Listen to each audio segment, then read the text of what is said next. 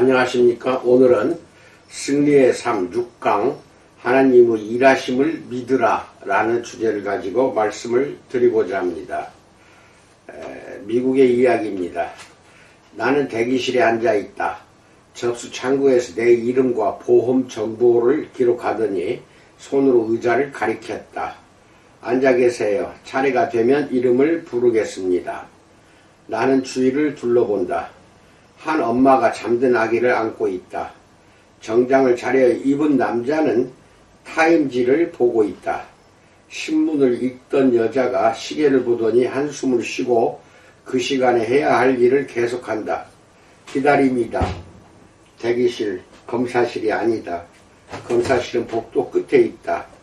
진찰실도 아니다. 진찰실은 벽 안쪽에 있다. 처치실도 아니다. 검사실, 진찰실, 처치실은 전부 나중에 들를 방이다. 당장 해야 할 일은 우리가 앉아있는 곳의 이름표에 붙어있다. 대기, 우리는 대기실에서 해야 할 일을 안다. 기다리는 것, 우리는 서로 치료하지 않는다. 간호사에게 청진기나 혈압계를 달라고 하지 않는다. 나는 신문을 읽고 있는 여자 옆에 앉아서 무슨 약을 먹고 계세요? 라고 묻지 않는다. 그건 간호사가 할 일이다. 내가 할 일은 기다리는 것이다. 그래서 나는 기다린다. 나는 기다리는 것을 좋아하지 않는다. 기다릴 때면 시간이 알래스카 빙하처럼 굼뜨게 느껴진다.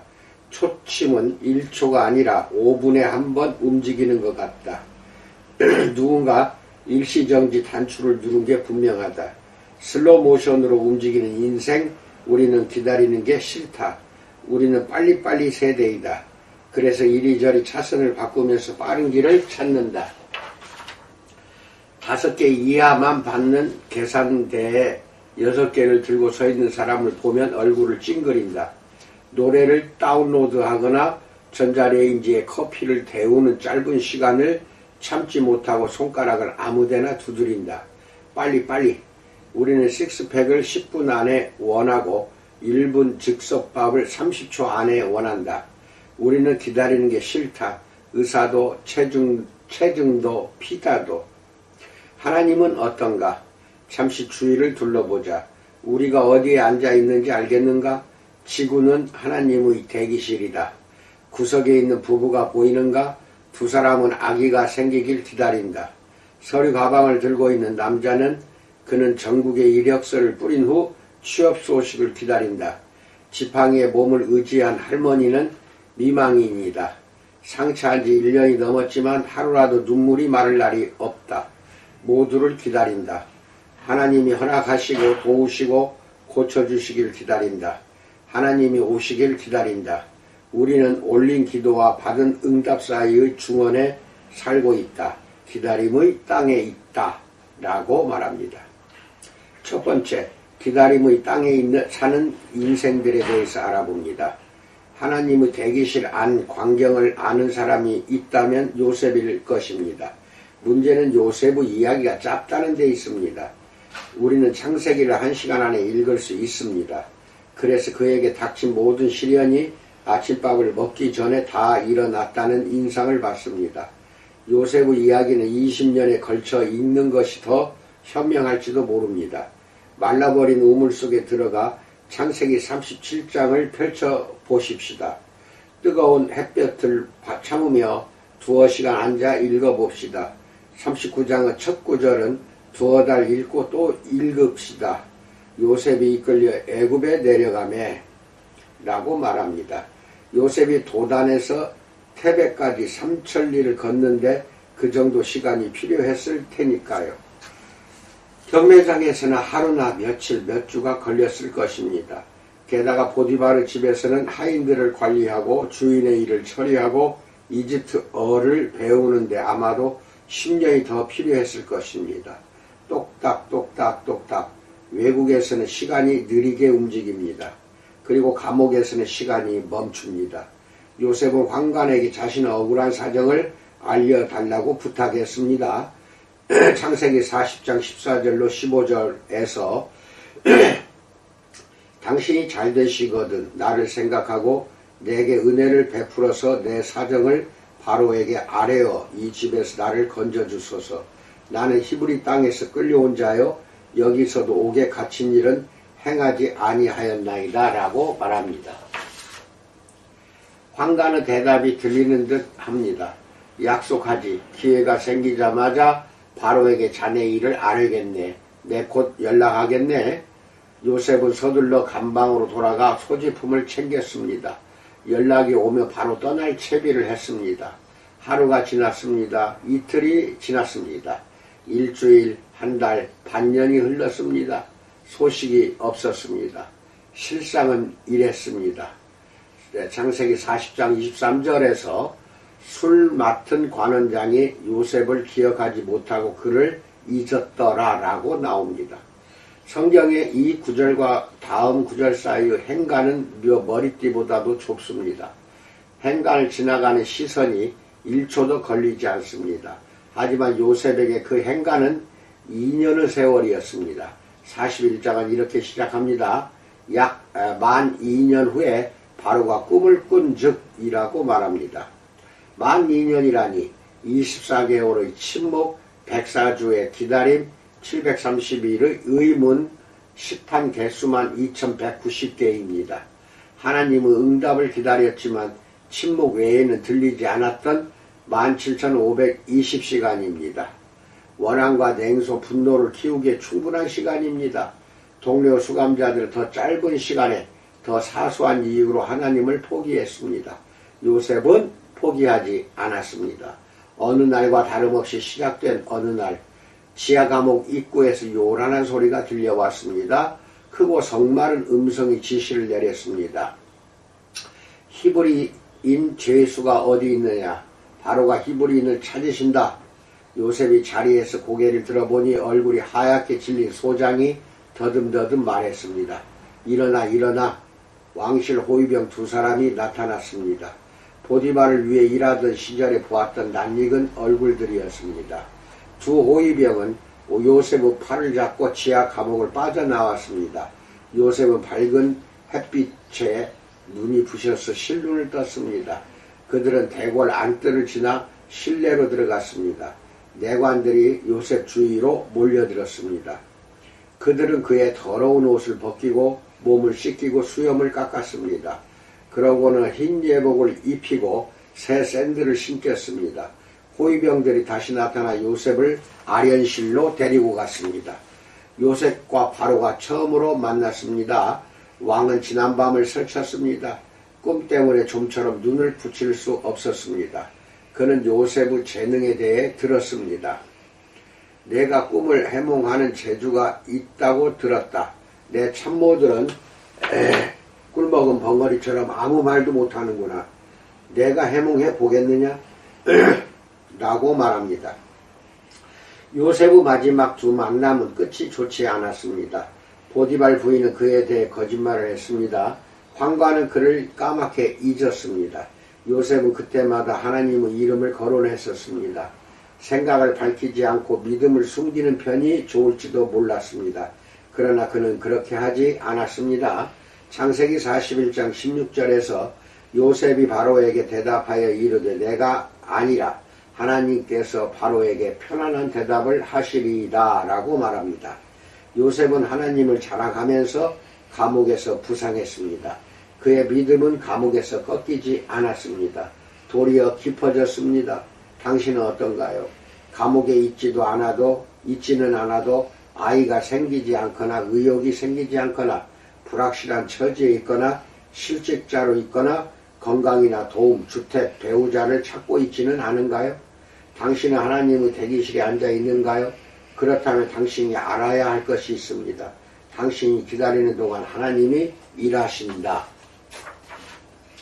두 번째, 하나님이 일하신다에 대해서 알아봅시다. 예수님이 말씀하셨습니다. 요한복음 5장 17절에서 내 아버지께서 이제까지 일하시니 라고 말합니다. 하나님은 가만히 앉아서 두 엄지손가락을 빙빙 돌리시는 법이 없습니다. 그분은 멈추시는 법이 없습니다. 그분은 휴가도 가지 않으십니다. 그분은 천지창조 7째 날은 쉬셨지만 8째 날 다시 일터로 복귀하신 후로 쉬신 적이 전혀 없습니다. 당신이 논일고 있다고 해서 하나님도 그러실 것이라고 생각하지 마십시오. 요셉의 이야기는 40장에서 멈춘 듯 했습니다. 영웅은 쇠고랑을 찼습니다. 기차는 탈선했습니다. 역사는 착륙 대기 상태였습니다. 하지만 요셉이 기다리는 동안 하나님은 일하셨습니다. 하나님은 등장인물들을 모으셨습니다. 황관을 요셉의 손에 맡기고 기묘한 꿈으로 왕의 단잠을 깨우고 바로의 참모들을 혼란에 빠뜨리셨습니다. 그리고 하나님은 적시에 요셉에게 임무를 맡기셨습니다. 하나님은 당신을 위해서도 일하고 계십니다. 그분의 대기실 벽에는 이런 글귀가 있어요. 너희는 가만히 있어 내가 하나님 됨을 알지어다 라는 글귀입니다. 하나님은 선하신 분이므로 당신은 웃을 수 있습니다. 그분이 일하심으로 당신은 가만히 있어도 됩니다. 그분이 바쁘심으로 당신은 쉴 수 있습니다. 하나님이 모세를 통해 이스라엘 백성에게 하셨던 말씀을 기억합니까? 출애굽기 14장 13절로 14절에서 모세가 백성에게 이르되 너희는 두려워하지 말고 가만히 서서 여호와께서 오늘 너희를 위하여 행하시는 구원을 보라. 너희가 오늘 본 애굽 사람을 영원히 다시 보지 아니하리라. 여호와께서 너희를 위하여 싸우시리니 너희는 가만히 있을지니라 라고 말합니다. 이스라엘 백성의 눈앞에는 홍해가 펼쳐져 있고 뒤에서는 이집트 군대가 천둥 같은 소리를 내며 뒤쫓고 있었습니다. 물에 빠져 죽든지 칼에 맞아 죽을 판이었습니다. 가만히 있으라고 농담하시나?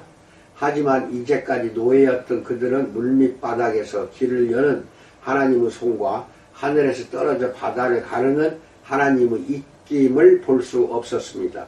하나님은 그들을 위해 일하고 계셨던 것입니다. 하나님은 예수님의 어머니 마리아를 위해서도 일하셨습니다. 천사가 그녀에게 아기를 가질 것이라고 전했습니다. 그녀의 마음에서 여러 가지 물음이 소용돌이 쳤습니다. 그녀가 어떻게 아기를 가진단 말인가요? 사람들은 어떻게 생각할 것인가요? 요셉은 뭐라고 말할 것인가요? 하지만 하나님은 그녀를 위해 일하고 계셨습니다. 그분은 마리아의 약혼자인 요셉에게 메시지를 보내셨습니다. 카이사를 움직여 인구조사를 단행하셨습니다. 하나님은 부부를 베들레헴으로 이끄셨습니다. 로마서 8장 28절에서 우리가 알거니와 하나님을 사랑하는 자 곧 그의 뜻대로 부르심을 입은 자들에게는 모든 것이 합력하여 선을 이루느니라 라고 말합니다. 성경적으로 말해서 기다린다는 것은 나쁜 결과를 예상하는 것도 걱정하는 것도 불평하는 것도 무리한 것을 요구하는 것도 조종하는 것도 아닙니다. 또 무기력하게 손을 놓고 있는 것도 아닙니다. 기다린다는 것은 흐트러짐 없이 기도와 믿음으로 하나님께 집중하는 것입니다. 기다린다는 것은 하나님 앞에 잠잠히 기다리면서 불평하지 않는 것입니다. 시편 37편 7절. 세 번째, 기도와 믿음으로 하나님께 집중하라에 대해서 알아봅니다. 느헤미야는 우리에게 기다림이 무엇인지 보여줍니다. 느헤미야는 예루살렘 성벽 재건에 대한 회고록입니다. 그는 한 날짜로부터 이야기를 시작합니다. 느헤미야서 1장 1절로 2절에서 아닥사스다 왕 제20년 기슬르 월에 내가 수상궁에 있는데 하나니가 두어 사람과 함께 유다에서 내게 이르렀기로 라고 말합니다. 그들은 나쁜 소식을 전했습니다. 적대 세력이 도시를 보호하는 성벽을 무너뜨린 것입니다. 성문마저 잿더미로 변했습니다. 얼마 남지 않은 유대인들은 큰 환난을 당하고 능욕을 받고 있었습니다. 느헤미야서 1장 3절 보세요. 느헤미야는 기도했습니다. 느헤미야서 1장 11절에서 주여 구하오니 귀를 기울이사 종의 기도를 들으시고 오늘 종이 형통하여 이 사람들 앞에서 은혜를 입게 하옵소서라고 말합니다. 이 사람은 페르시아의 군주 아닥사스다 왕이었습니다. 느헤미야는 왕에게 몸소 술을 따르는 관원이었습니다. 그는 일주일에 7일 하루 24시간 일해야 했습니다. 자리를 비우고 예루살렘에 갈 수 없는 몸이었습니다. 갈 수 있다고 하더라도 성벽을 재건할 자원이 전무했습니다. 그래서 그는 기도하면서 주님을 기다리기로 했습니다. 느헤미야가 얼마나 기다렸는지는 2장 1절에 나옵니다. 그가 왕의 예루살렘 위원회의 위원으로 임명된 것은 니산월이었습니다. 얼마 후였을까요? 넉 달입니다. 느헤미야는 그날 당장 이루어달라고 청했습니다. 오늘 종이 형통하여라고 말합니다. 하나님은 느헤미야의 청을 넉 달이나 지난 후에 들어주셨던 것입니다. 기다리라는 말은 실천하는 것보다 눈으로 보는 것이 더 쉽습니다. 나는 기다리는데 서툽니다. 나는 평생 바쁘게 살았습니다. 학교 가기 바쁘고 사업하기 바빴습니다. 자전거도 빨리 달리고 자동차도 빨리 달렸습니다. 손목을 돌리는데 드는 1000분의 1초가 아까워 손목시계를 안쪽으로 차고 다녔습니다. 과거 내가 30대 이전입니다. 제정신이 아니었습니다. 내가 구약시대에 태어났더라면 안식일을 거룩하게 지키라는 하나님의 명령을 지켰을지 자신이 없습니다. 24시간 동안 기어다니듯 천천히 움직여야 했을 테니까요. 안식일은 나처럼 한시도 가만히 있지 못하는 사람들을 위해 매주 이것을 기억하라고 만든 날입니다. 내가 멈추더라도 세상은 돌아갑니다. 출애굽기 34장 23절로 24절에서 게다가 이런 명령은 어떤가요? 너희 모든 남자는 매년 3번씩 주 여호와 이스라엘 하나님 앞에 보일지라. 내가 이방 나라들을 내 앞에서 쫓아내고 내 지경을 넓히리니 내가 매년 3번씩 여호와 네 하나님을 뵈려고 올 때에 아무도 내 땅을 탐내지 못하리라 라고 말합니다.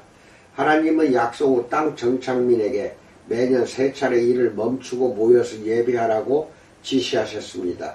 백성이 모이는 동안 모든 상업, 교육, 국정, 산업이 멈추었습니다. 오늘 이런 일이 일어나는 걸 상상할 수 있겠습니까? 우리나라 국방은 무방비 상태가 될 것입니다. 하지만 하나님은 국토 안보를 약속하셨습니다. 이스라엘을 침략할 자는 아무도 없을 것입니다. 더욱이 그럴 마음조차 들지 않을 것입니다. 아무도 네 땅을 탐내지 못하리라 라고 말합니다. 하나님은 순례를 통해 너희가 예배하고 기다리면 내가 대신 일하리라는 원칙을 가르치셨습니다. 다니엘은 그 원칙을 지켰습니다. 성경에서 손꼽는 가장 극적인 기다림 속에서 이 구약성경 예언자는 긴 시간을 전심으로 하나님께 매달렸습니다. 그의 민족은 70년 가까이 억압을 받았습니다. 다니엘은 민족을 위해 장기 기도에 돌입했습니다. 21일 동안 좋아하는 음식과 고기와 와인을 금했습니다.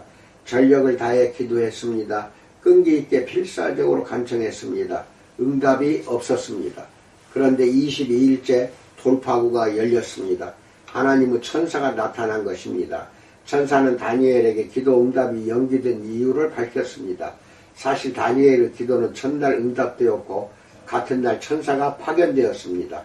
다니엘서 10장 12절로 13절에서 그가 내게 이르되 다니엘아 두려워하지 말라. 내가 깨달으려 하여 내 하나님 앞에 스스로 겸비하게 하기로 결심하던 첫날부터 내 말이 응답받았으므로 내가 내 말로 말미암아 왔느니라. 그런데 바사 왕국의 군주가 21일 동안 나를 막았으므로 내가 거기 바사 왕국의 왕들과 함께 머물러 있더니 가장 높은 군주 중 하나인 미가엘이 와서 나를 도와주므로 라고 말합니다. 지상에서 보면 아무 일도 일어나지 않았습니다. 다니엘의 기도는 단단한 돌바닥으로 떨어졌습니다. 하지만 하늘에서 보면 천상의 전투가 일어나고 있었던 것입니다. 3주 동안 두 천사가 치열하게 접전을 벌였습니다. 다니엘이 기다리는 동안 하나님은 일하고 계셨던 것입니다. 다니엘이 포기했다면 어떻게 되었을까요? 믿음을 잃었다면 어떻게 되었을까요? 더 좋은 질문이 있습니다. 당신이 포기한다면 어떻게 될까요? 믿음을 잃는다면, 하나님을 등진다면 그러지 마십시오. 제발 부탁합니다. 그러지 마십시오. 하늘 전체가 당신을 위해 싸우고 있는 것입니다. 지금 이 순간 당신의 머리 위와 몸 주변에서 하나님의 사자들이 일하고 있습니다. 계속 기다리십시오. 이사야서 40장 31절은 오직 여호와를 앙망하는 자는 새 힘을 얻으리니 독수리가 날개치며 올라감 같을 것이요 다른 박질하여도 곤비하지 아니하겠고 걸어가도 피곤하지 아니하리로다 라고 말합니다. 새 힘, 새 활력, 지치지 않는 튼튼한 다리, 하나님을 기뻐하면 당신의 영혼은 하나님이 주시는 안식을 누릴 것입니다. 당신은 대기실의 시간을 너끈하게 통과할 것입니다. 주의 깊게 살피면 뜻밖의 놀라운 일을 발견할 것입니다. 의사가 진료실에서 나와 당신 옆에 앉을 것입니다. 기다리시는 동안 같이 있겠습니다. 모든 의사가 그렇게 하는 것은 아니지만 당신의 의사는 그렇게 할 것입니다. 결국 그분은 위대한 명의이니까요. 이상입니다. 여러분이 기도하고 간구한 것, 이루어 달라고 하나님께 말씀드렸던 것, 모든 것들은 다 이루어집니다. 다만 즉시 이루어지질 않고 하나님은 때가 있는 법이니 그 때가 이를 때까지 우리는 기다려야 됩니다. 기다리지 못하고 포기하면 그것은 끝나는 것입니다. 오늘 하루도 우리 주님의 복 속에서 평안하게 잘 지내시기를 축원드립니다. 감사합니다.